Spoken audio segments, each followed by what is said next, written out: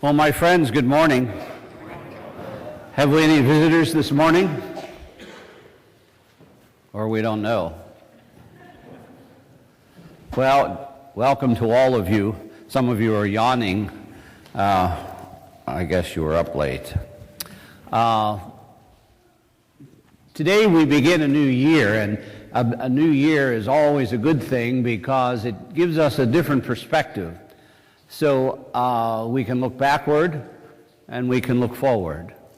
We can look backward and see what we need to change or become more aware of, and we can look forward with our hopes, our dreams, our resolutions, and all that we hope to become.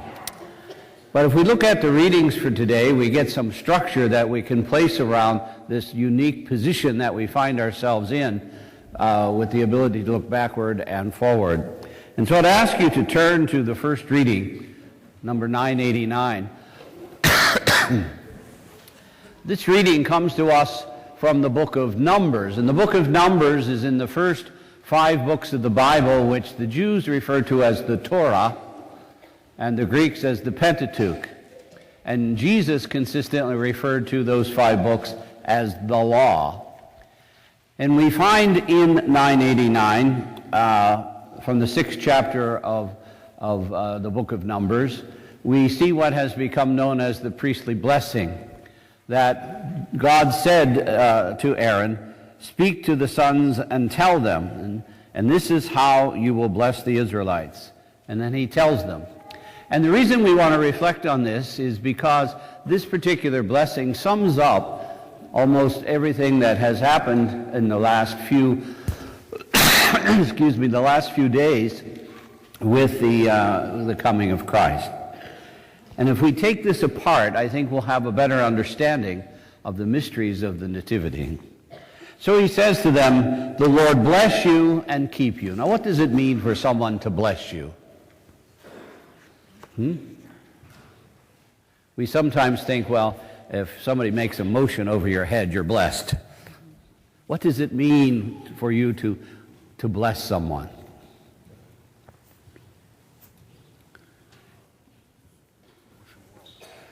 Not just wishing them well, not just pray for them, but when God blesses us, what happens? When we say, "Boy, are we blessed?" You got something, right? We've been blessed. So blessing means that someone who has something you don't have is offering you something. And so it says, "May the Lord bless you." In other words, may he give you something. Because God has all that we need, and we do not have all that we need. So may the Lord bless you and keep you. What does it mean to be kept? To be protected, to be enveloped, to be loved, to be part of. And so when God blesses us and keeps us, we are part of that God. Now, the blessing goes on, and it says, "The Lord let his face shine upon you." Now, this is kind of a reflection on a way of life that we don't have any longer. But in the old days, if you were the potentate, if you were the king, if you were the head of the tribe, you didn't look at you. You always bowed. You walked out this way, away from them. You did not make eye contact. You went to visit the Queen of England even today, they would tell you, don't make eye contact. Okay? Because there was this sense that this person had total power over you. In that kind of a system, this person was judge and jury. This person dispensed justice and goods. This person did everything. And so you were not worthy, you see. And so you've all seen the King and I, right? And they're always going backwards, away from the king. Okay? Well, that's what this refers to. So the Lord let his face shine upon you. So this is a new kind of relationship, that you will look upon the face of the Almighty, and the Almighty's face will look upon you. This was unusual. This was unheard of. And this is part of the blessing. And then he says, may the Lord's face shine upon you and be gracious to you. Be gracious. Give you grace. Give you goodness. Give you and welcome you into a relationship. You see? No longer would God be distant, but God would be. You'll be looking upon his face and he upon yours. And then it says, may the Lord look upon you kindly. Kindly. Because the Lord has everything that we don't. So may he be kind and merciful. And their image of people in authority, their image of kings and whatever was that they weren't always kind. They weren't always pleasant. They weren't always willing to give you what you wanted. So this new image of God is that the blessing is, may he look upon you kindly. And the last thing is peace. It says, they will invoke, it says, look upon you kindly and give you peace. Now what is peace? Peace isn't the absence of war or the absence of conflict, but peace is that understanding that I'm rooted in something greater than I. I'm rooted in something that even when things don't make sense in my own befuddled head, there is someone greater than I, and I take peace from that. There is someone who understands. It's like a confused child who runs to their mother. In the midst of their fear and confusion, they get enveloped by their mother, and they find peace. Well, this peace that they're talking about in this blessing is the kind of peace that cannot shake our hearts. The kind of peace that no matter what's swirling around us, we can remain focused and one with our God. This is a beautiful blessing, but it's all about our relationship to God and how God has decided that he wants to walk with us. How God has decided that he wants us.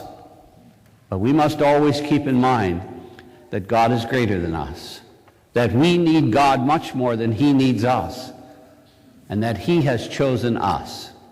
And that's the story of Christmas. And that's the story of Mary. That's the story that God has chosen us, he has come to us, and he now walks with us. And that Mary facilitated that.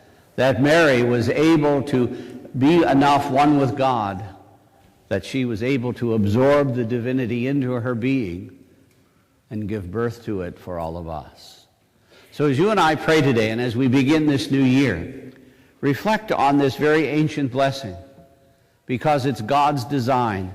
It lays out for us what God intended to do for us, that he intended not to be a far-off God, but a God who would come into our midst, look upon us kindly and graciously, a God who said, no longer do you have to be afraid, no longer do you have to bow and keep your eyes down, but rather look up and see the goodness which is yours for the taking.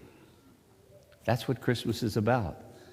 Jesus came to us, and it was because of Mary's faithfulness and her openness to God's will, to do that which she did not understand, to do that which she did not fully comprehend, but trusted enough in God. She allowed the Lord to envelop her. Now, all of us in here today, as we face 2012, some of us are nervous, some of us are tired, some of us are old, some of us are young, some of us are energetic, and some of us are not. Whatever we're facing, and whatever the Lord places in front of us this year, let us embrace it knowing that even though we can't see the big picture, that this God has blessed us, and he has chosen us as a companion. He has chosen us. And let us remember the words when we face something this year. Whatever it might be, let us remember these words, that the Lord will bless and keep us. He He will give us good things, and he will keep us safe, just as a mother envelops her nervous child. The Lord lets his face shine upon us.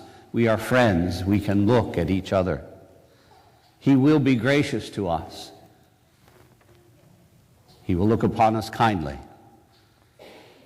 And he will ultimately give us peace. Look at the book of Numbers, chapter 6. Make it your prayer for this year, and let it carry you through the good times as well as the bad, knowing that the Lord has come into our midst.